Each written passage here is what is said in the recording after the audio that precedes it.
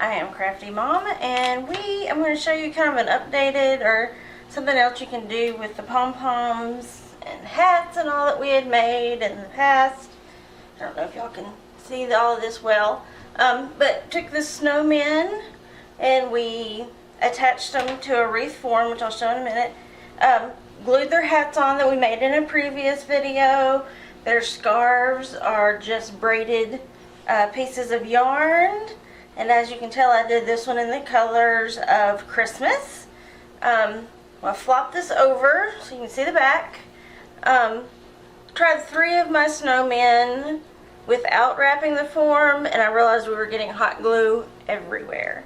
So I stopped and wrapped ribbon around the form just so it would have something to keep the hot glue from falling through the wire pieces and getting my fingers, because even on low temp it still burns. So flop that back over and lay it down.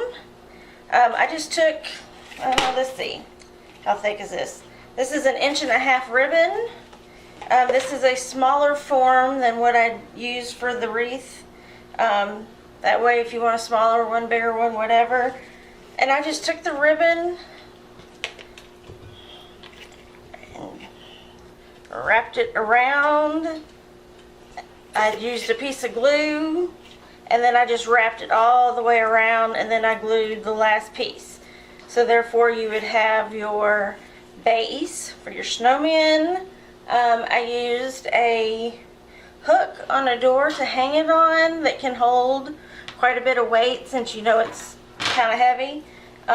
So then you just all have your wreath of snowmen to put up. You could use neutral colors that aren't Christmas to have it maybe for more of a snowman for all winter long. And that will conclude this video of the Snowmen Wreath. Goodbye.